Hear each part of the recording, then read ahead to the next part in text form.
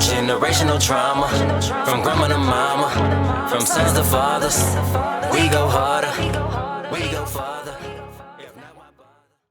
Hey yo, tribe. What's up? Welcome to the Disconnect, where reconnection is the dialect. I am I.B. Knowing. This is my co-host. J-No the Sun King. Flowers are blooming. The grass is growing. It's funny you say Sun King. Yo, that has something to do with the with the weather. Bringing life to the situation. You feel me? But cause it's Easter time, y'all. You know what I'm saying? So we gonna really get down. Ash Wednesday and all of that. All that we finna get down about this whole Easter topic. You know what I mean? I know a lot of. Hey, you know, before we do all that though, let's send a shout out to our sponsors. Wildlife Vodka. So if you drinking, make sure you drinking responsibly. Absolutely. Don't do nothing crazy. You know, I don't know if people be sipping on Easter, not. I don't know. Yeah, people be sipping on Easter. Oh yeah, I should have known. Them uncles and stuff. Oh yeah, with playing it off with the little them cousins and stuff. Yeah. Yeah, bro. And they used to get. I ain't gonna tell nobody. Bro, smelling like Book and Hennessy. Might want to holler at no motherfucking trick. Yeah. But anyhow, so I want to start off.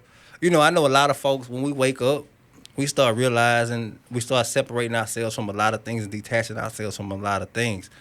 But I want to come with a perspective that might make you want to reattach. You know what I mean? I feel like so that you will want to reattach. Y'all will want to reattach, tribe, after you hear about this, about the whole Easter and the real breakdown of Easter. So yeah. So I want to have y'all to know, I don't know any of this, what J-No is talking about. He told me off for air that he was going to convince me and all of you that y'all might want to re-celebrate Easter. So we finna see how this conversation about to go. She basically talking about the views and opinions on this show is not endorsed by I Be Knowing. Leave the I Be Knowing out of this, man. And not yet, but after you seal the deal, when you run it, then I might take a little bit of credit for it. I'm like, yeah, we did that. Yes, ma'am. Yeah. We were a team. Yeah.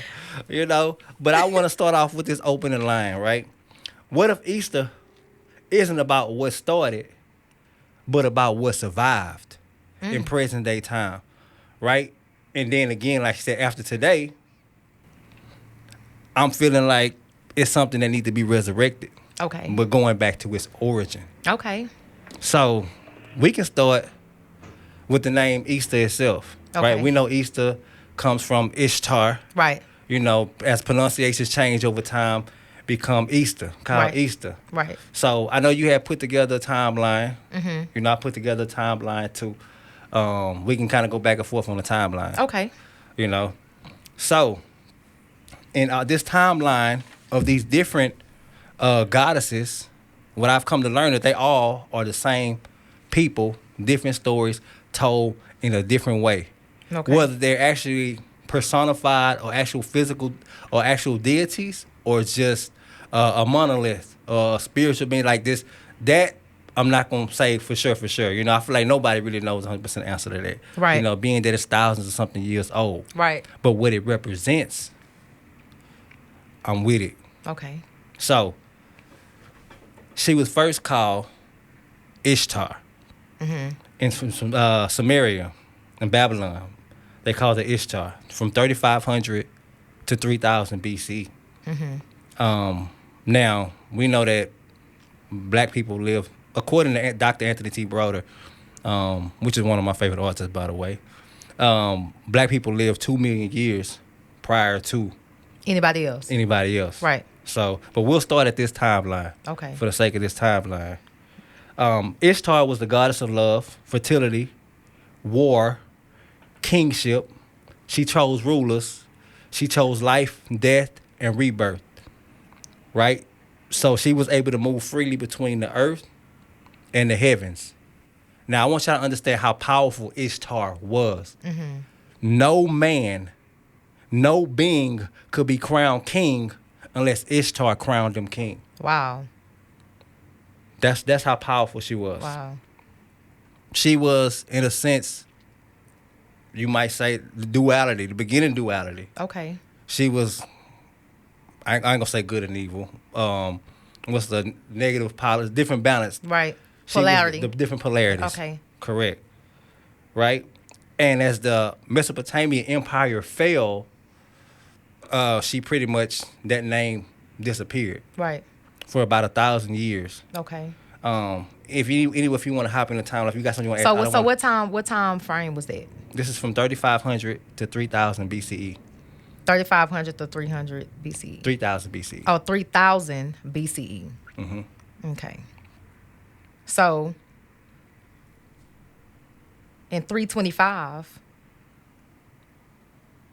AD. Oh, you jumping way up. Yeah, because I wanted to. Okay, so we gonna Yeah, let's go in the work row. all the way. Yeah, let's go in the row. Okay. Let's go to the row. I don't have nothing for that. For that part. Okay. I'm gonna come later. Later. Okay, I got you. Yeah, I got I'm gonna you. come later. All right. So from 2000 to 1200 BCE, this is when Asherah comes into place. Okay. Asherah.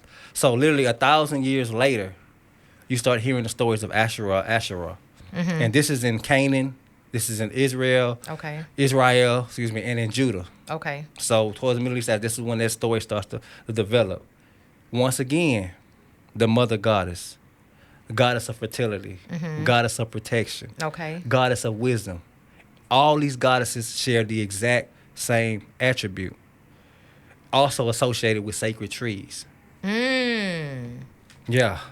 So in this story, she first becomes the consort of El out of the count. So in the Canaanites, they had over 234 different deities. Okay. But the 70 that they focus on is all the sons and daughters of El, which is becomes Elohim. They talk about Right. Elohim. Right. Somewhere in that timeline, Yahweh kind of melts in with El. So when they start this is that now they're starting to centralize. Okay. So up in 2000 on back, everything was always male and female goddess side by side. Until, did I say that right? Male and female goddess side by side. Then they decide to say, no, we want to centralize the power. We want to centralize everything. So this is when Yahweh comes in and they say now, so you start seeing it throughout the Bible where Asherah is now considered an idol, idolatry. Okay. That's when he's saying the scriptures are saying they worship no other gods but me. Right. So Asherah gets pushed down to a symbol. Okay. And you see Yahweh constantly throughout the Bible, every time they needed protection and divine wisdom, they seeked Asherah first. Okay. And that's when Yahweh would get mad and say, you'll see them say, they cut all that out. I'm the one and only living true God. So is that the God of the Bible? The God of the Bible, Yahweh. Wow. And these are scriptures. I want to say, I got the scriptures. I want to say, I will put it on the screen, the different scriptures, so you can see all the different scriptures. So this God is a jealous God and stuff like that. And all that, all these right. human characteristics. All the human characteristics. So it even makes me wonder, how does it start from El being the council of El and Yahweh being a son, and then all of a sudden Yahweh is the head? So that somehow there's a story switches and he's now the head. Right. And he becomes the Elohim and Yahweh all together. I mean, not the Elohim, but El at the same time. Right. So when there is actual physical archaeological sites Right. where in the Middle East around this time where you see Yahweh and Asherah being referred to together. So in the Canaanite words and texts, it even says Yahweh and his Asherah. So Really? And so in the Semitic language, nothing can be personified. Semitic grammar, nothing can be personified. I mean, no inanimate objects, either a person or an entity. So that's the only time something becomes personified. Okay. So in their grammar, meaning that by it being written that way, that she was looked at as his consort, as his queen, or as his other half. Yeah. You know what I mean? So this is beyond Bible text, Bible flow. This is actual archaeological sites that date back and have this written. Right. So you see again that masculine and feminine energy. Okay. This is the beginning of starting to demolish it. Right. So So going with Ishtar, she's removed. Asherah is reduced. And then we go into Isis, or what I typically in the Kemetic call Aset. Okay. And so Aset, they're different. They still balance the masculine and feminine. Okay. Also, I'll just add this in. Nubians are the ones that's keeping the balance. The copper tone. Okay. Is keeping it. The Isis is a Greek name. Okay. So once the Greeks, then it starts to shift and change. Okay. But up until that time,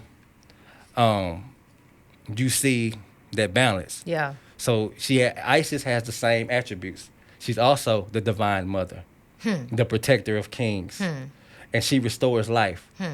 So you see the resurrection going on again, another rebirth and birth coming through. Right. So, and we're gonna put it on the screen. As you look at the screen and you look at the screen of Aset's symbol, which is the throne, you see Asar sitting on the throne, which represents showing that she is supporting him and elevating him to that position. Okay. Well, so it's through her blessings and her strength that he's being elevated into that position. Okay. So this same symbol on the throne, you see also, and I got this, I'm going to cite this from the great late Elder Jabari Powell. If y'all don't know who Elder Jabari Powell was, he was a him and Dr. Ben went back and forth through Africa, through Kemet, studying the Medunatu, breaking it down. They spent their whole life cycle studying these things. He was just laid to rest on February 14th, and he rest in power. Rest in power. But this is where I get this information about the throne of Aset and the whole breakdown of it. He was a great one that a lot of his knowledge, go with him. But it was people like us that was able to still receive and retain the information. So we're sharing it today. Yeah. So from Aset is where we get the story of Mary. We get the Black Madonna, and all these different figures. That's when it starts to come about. So a transition from this woman to this woman to this woman. The different names. Different names. And now we're gonna go. So from 1,000. And they overlap 1800 to 300 BCE. That's Aset, Isis. And then from 1,000 to 300 BCE comes the story of Sophia. With the divine wisdom. I think that's where you say to 300 BC? 1,300 BCE. Okay. Yeah. BCE. That's where the story of Sophia comes in at. Okay. So I think that's where you was about to hop in at. I was about to hop in on. So I wanted to touch on Constantine. Okay. The way he came about it, like for Easter. Okay. Because from what I was looking at, I started kind of going down the rabbit hole, right? I started kind of going down there, and I wanted to know, when was King Herod born, right? I wanted to know when was he born, when he reigned, because you know what, and a lot of people don't know this, because I just started getting into this, the way the timeline actually goes. A lot of people don't realize that, like right now, this is 2026, right? You go all the way down back to 2000, like 1000 AD, right? You go all the way back. Then after that, the numbers start going backwards. Right. A lot of people don't know that. Really? I didn't know that. I didn't know that. So I'm pretty sure, I'm not the only person. Right. What I'm saying? They didn't know that. So it really runs like negative numbers, like from that point on. And so I was wondering, I said, why don't we have a year zero? Right. Or something like that. So I started going down that rabbit hole. Right. And they were talking about how they only use numerical numbers then. Right. So it was no place for a zero there. So I just want to kind of put that out there for the people that don't know that it runs like negative numbers as they going back, right? So I would say allegedly, some people used to say that's zero is when Christ was born. Right. So they were saying that too. So that's when they started. That's when they started, and it actually jumps from 1000 BC to 1000 AD. It's nothing. Right. Nothing in between. Ain't no zero in between. I was gonna say that too. And actually, the actual day Christ is born, they say Christ is born is actually not even 0. Right. There was another number. I can't remember what the number is top of my head. Well, now, so I looked into some other stuff. A lot of people are saying that they're actually saying, wait a minute, y'all, let me get to my stuff. They're saying that Herod was born in 70. Now, remember, this is going backwards. 74 and 73 BC, right? And he reigned in between 37 BC and 4 BC. Now let's let that sit. 37 BC and 4 BC. So this guy was really old. This is when they used to live for long periods of time. So of course he the one that set out to kill baby Jesus, right? Right. So now they're saying that Jesus was born in between 4 BC and 6 BC. Right? Okay. So I'm walking y'all down there to get to make this point. Right? So in the process of that, that's when Constantine came. He changed it from the Roman calendar to the Julian calendar. To the Gregorian calendar. The Gregorian calendar from the Julian calendar to the Gregorian calendar. Right. And Constantine was actually born in 272 AD, and they came out like he was trying to form Christianity. Like he want to have this whole little new thing, new wave going on. And so everybody was doing things a certain way back then, and he didn't want to follow the ways of the tradition. So when he came into it, they had something called the Edict of Milan, where they was allowing people to believe what they want to believe, right, at first. Right. And this is in 313 AD. So they had these people that came up, and the people name was the Arian controversy, right? Oh, with the Aryan Brotherhood and all that stuff like that. Well, no, not necessarily the Aryan Brotherhood. The Arian controversy was actually the people that was saying that Jesus was not a real being. Right. They say Aryan was a black dude too. Arian was a black dude. Okay. Yeah. Okay. I don't know if that's true or not. I'm just Oh saying. yeah. Allegedly. Because they say that Jesus never existed, and Constantine want to say that Jesus was the Father, Son, and the Holy Spirit. He was the one that came out and said that Jesus is the Father, the Son, and the Holy Spirit. He the one. Constantine did this in 325. 325, and this is also when he established Easter for Christianity. Because he put to sleep the Arian controversy. Like he shut them down. Like, y'all not about to come mess up what I'm trying to do. It started getting to a point to where they start really slaughtering people behind trying to speak against it, saying that Jesus was not the Father, the Son, and the Holy Spirit. Jesus wasn't God. Right. So in that, also he the one that established that Easter was going to be the first full moon after the first spring equinox. That's the point that I was trying to get to. Right. So, So what confuses me, because the thing is, when you start going down the rabbit holes, it just kind of bring you somewhere else. Then I came across these other sites that was talking about the phantom time hypothesis. Have you heard of that? I have, but I wanted to touch on Constantine. Okay, well, go ahead. So, from my research, many moons ago, Constantine was actually a pagan, and Christianity was becoming the new popular religion. Like that was the new thing that was busting. Like everybody, man, we Christian, man, And so he wanted to hold on to his pagan beliefs. Yeah. And so what he did, he reformed Christianity. So he started setting those things in place. Yeah. But he started setting them under the pagan timelines. Like the spring equinox and stuff like that. So he said, okay, this is going to be Easter then. Y'all celebrate. We're going to, but then also Easter going back to Ishtar. Yeah. So it was like he was reviving some of these old. Keeping them. He wanted to keep his ways. He wanted to keep his ways, right. Yeah. But as a king, he knew that it really, even as a king, if most of the popular, if the crowd is going this way, you can't go too far to the left. You got to kind of get the people, what they want. You know what I'm saying? So he said, well, hell, let's mix it all together. Yeah. So a lot of people don't know that, and so a lot of Christian, not to step on Christian, because I have a lot of Christian families, right? Family members.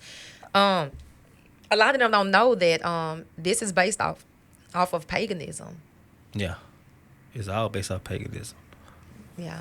I mean, even ain't gonna go too far to the left, but Yeah. clearly, even in terms of Christmas, it says for Jeremiah 10 say, for they cut it down a tree, they Yeah. decorated with silver and gold. I say, do not do this. This is the way of the heathens. Right. So even in that scripture, it's saying, but here they are. Everybody's got Christmas trees, Right. because of Constantine. Right. So here go them eggs again. Here go the fertility Yeah. again. Yeah. Here go, you know what I'm saying? Yeah. And so because of Constantine. Yeah. You know what I mean? So how did the transition happen between the women and turned into Yahweh and So they was constantly as rulers fought for more and more power, they wanted to centralize. They felt like just like today, like let's say there's a democracy, we had a democracy. right? It would take too long to pass the vote. What's your vote? What's your opinion? What's your opinion? Yeah. What's your vote? Oh, we're at a standstill. Okay, well, damn, let's vote. All right, y'all. It would take too long to come to concise decisions. Yeah. So they decided, hey, let's centralize the power. Put one man authority power, and he'll have a council or stuff like that. Yeah. So that's when they started centralizing. They decided that it was going to be the male, because at the Right. time, That's when patriarchy was born. that's when patriarchy started being born. Yeah. Right. So they said, hey, so these goddesses became a threat to the patriarchal system. Right. So it's like, we got to do away with these goddesses. Yeah. We got to give them lesser roles, because if we don't give them lesser roles, we're going to still be at this standstill. Right. People going back and forth, Right. and stuff like that. So that's how it ended up happening from my research. And so you see from Ishtar being removed, Asherah being reduced, Right. and then you see Isis kind of being absorbed, and then you see Sophia now becoming an abstract figure. Right. So she's now a symbol of wisdom. She's not Right. even, so when you look at Sophia in the Bible, she's just wisdom. Right. And she was there. She was more like a third party person, just there observing. I was Yeah. there when he built the mountains. I was there Yeah. when he did this, and that. So Sophia came after all of them. Sophia came after all of them. Okay. The name, you know what I'm saying? So Yeah. Sophia came around 1,000 to 300 BCE. Okay. So, and that was based out of Israelites. That was the Hellenistic Judaism when they started talking about Sophia. So, and you see Sophia mentioned in Proverbs 8, the wisdom of Solomon, the books of Solomon, and then through the Sirach. I may be pronouncing it wrong. I always forgive me if I'm sounding big country, y'all. But but yeah, so she becomes lesson and lesson. So that's that timeline. And then if you about to talk about No. Go ahead. Okay, so then from 500 BCE to 500 CE, in Judaism, what they call the I may be pronouncing it wrong to y'all. The Shekinah is spelled SHEKINAH. And that's something like the Holy Spirit. Okay. So then again, you see the feminine presence. The Shekinah represents the feminine presence of God, Okay. but it's not. So it's like a little attachment apart, but it's still not separated like it was at first, feminine, masculine. Right. It's like a little lesser part of many parts of God. Okay. Is the feminine aspect. So you see that, and then from, I guess what you said, first to fourth CE, was it said it's called CE now at that point. Then this is when Mary starts to come into place.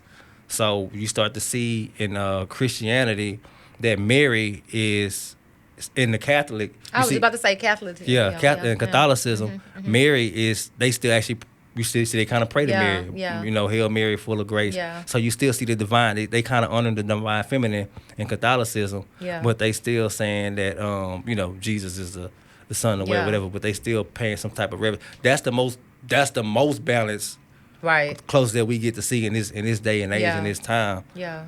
So On this part of the world. in this part of the world, Yeah. right? And but again, she wasn't considered a goddess, but they reduced her all the way down to the human form. Yeah. So you see in the celebration of Easter itself, you see the constant theme of, I ain't gonna say Easter, but spring equinox. You see the constant theme of resurrection, rebirth, renewal. All these things were before Easter, the name, or as the Easter. But even then, now I'm skipping that what they now call it Resurrection Sunday. Right. You see, they changed it. They changed it now too. They took the Easter out. Oh, we don't call it Easter. We're gonna call it Resurrection Sunday. Yeah. So you see again, the feminine is getting pushed aside. Yeah. Right. Yeah. So. But they still using the eggs for fertility. They still using the eggs for fertility. Right. So. But where the bunny come from? So the bunny is also a symbol of fertility too. Ishtar was also a bunny. That was one of her goddess animal was the bunny, the rabbit. Really? Really. Wow. So really, all along, yeah, that's crazy. Yeah. And that is mind blowing. So because I always wondered, I said, well, where the bunny come from? Yeah. You know, I could see the eggs for fertility, but the bunny. The bunny, yeah. I could see why the bunny would symbolize fertility. Yeah. They get to it. So. Them damn bunnies, boy. Them bunnies be bunnying. So, yeah. Yeah, buddy. Do the bunny hop. Go wobble on the floor. So. Golly. So, yeah. They learn every day. Something new every day.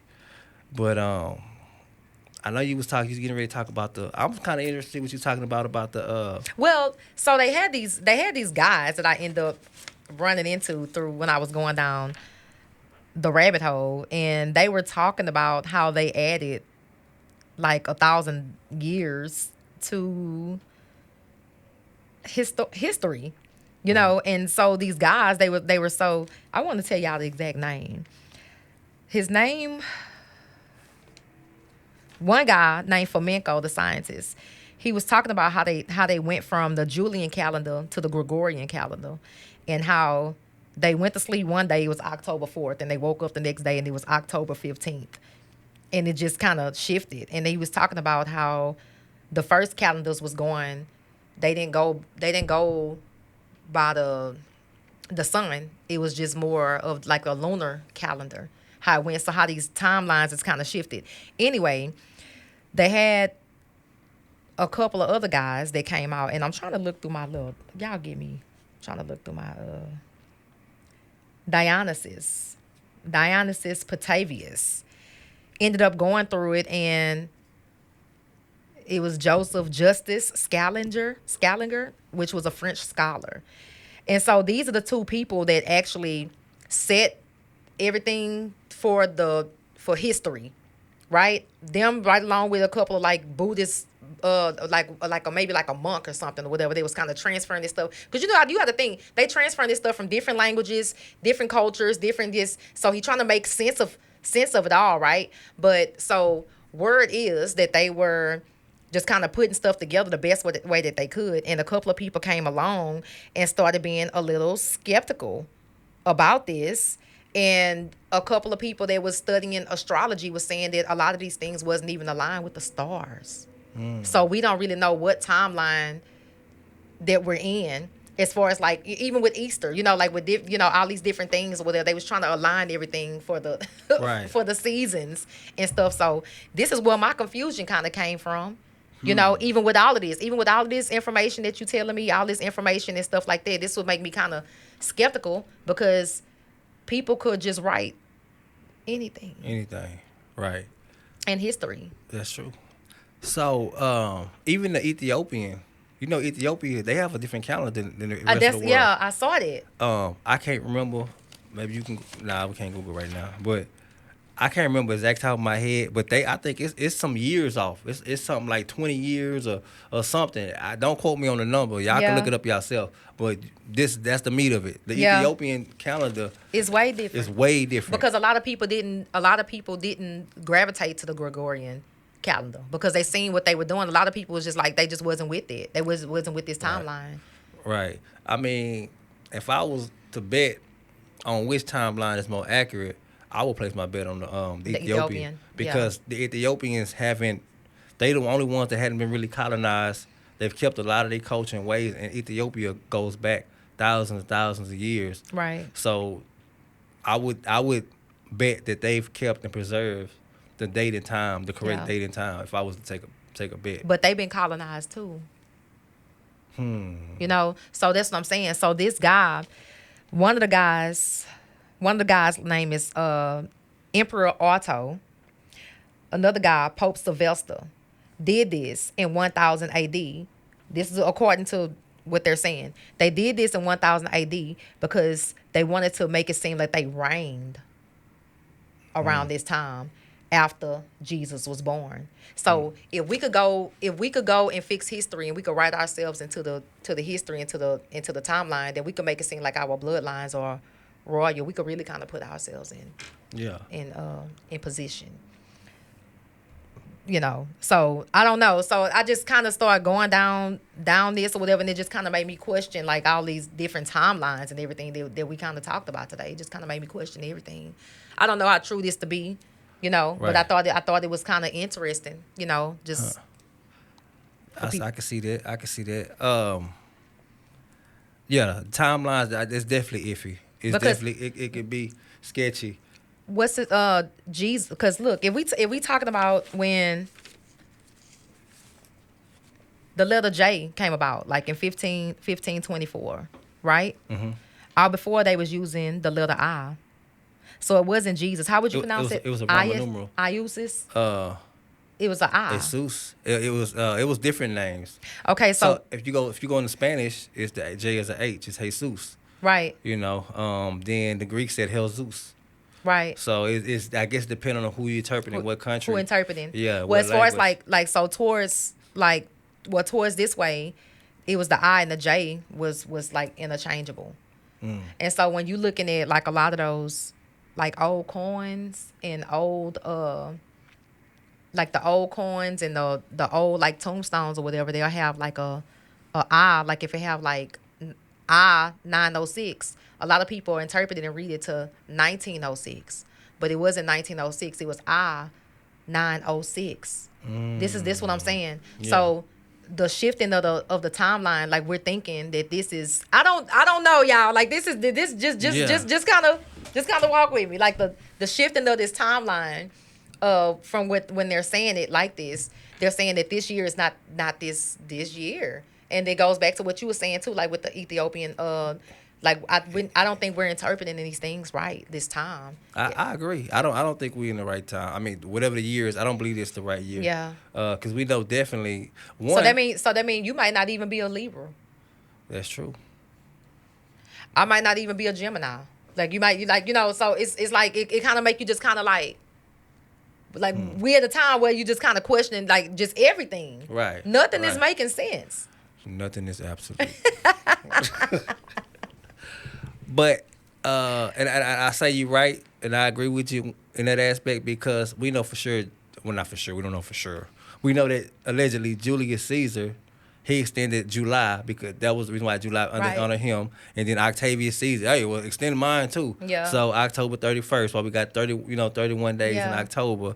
Augustus Caesar, for each one of them, each ruler or emperor wanted to extend their days, and we're gonna celebrate my month for X amount of days, this and that. So that definitely gonna throw off the doggone timeline. Yeah. And what year it is, especially when you start getting increments of 100 years to 1,000 years. So I guess the only thing that you can count on is Easter.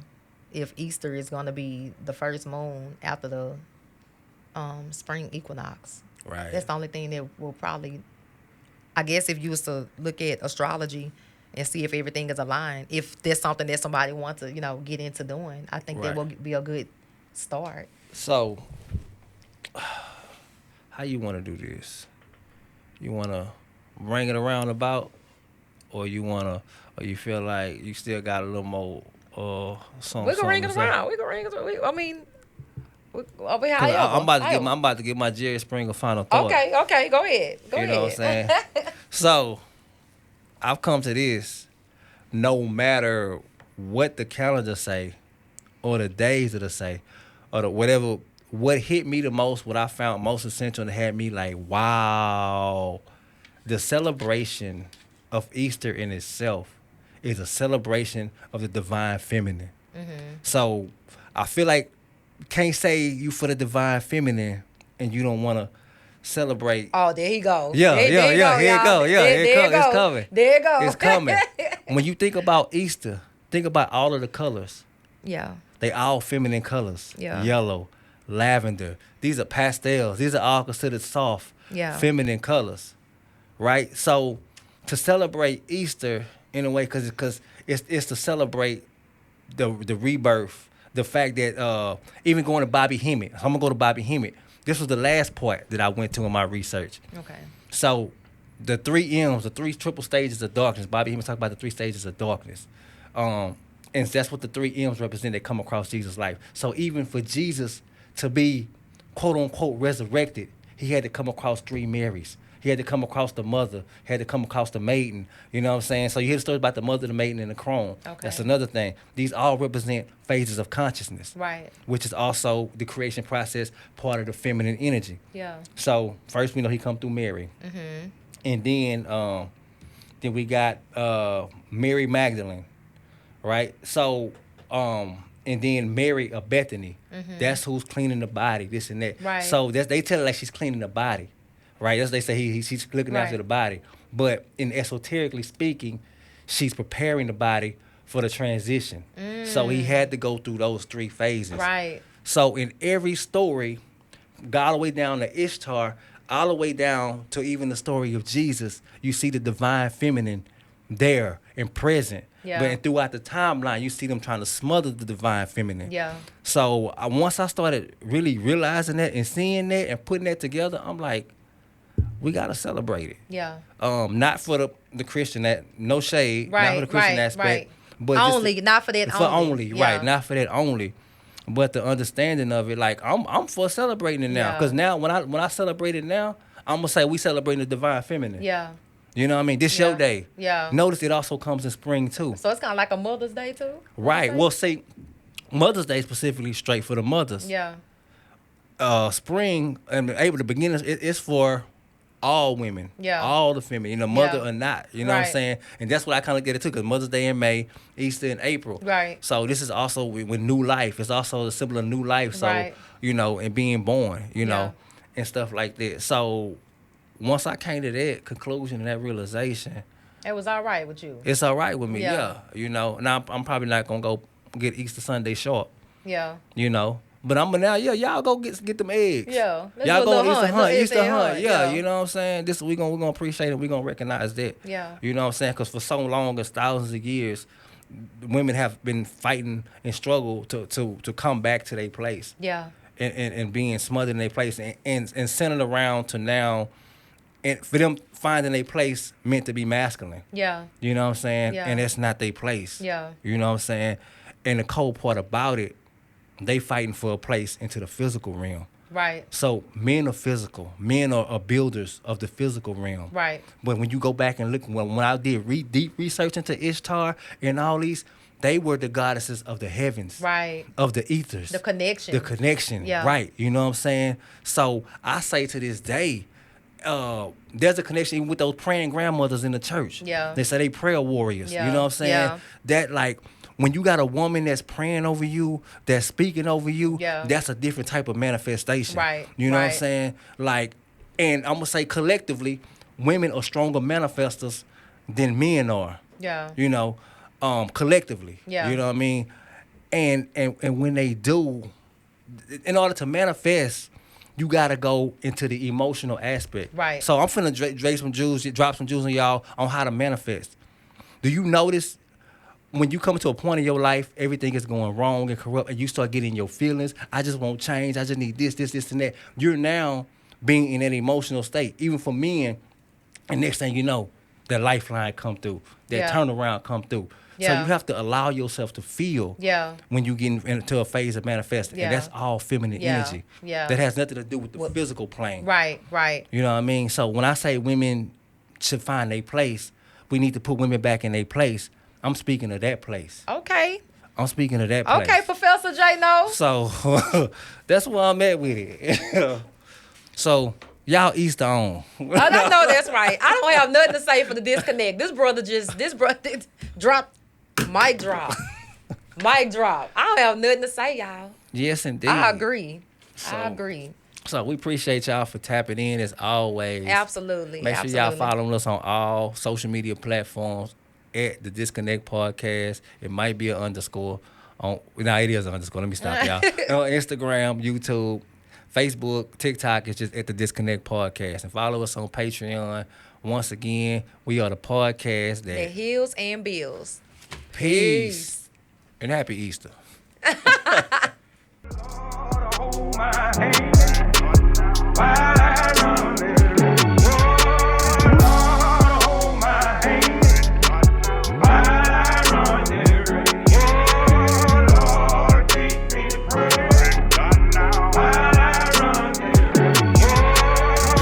Learn to piece together pieces that you broke.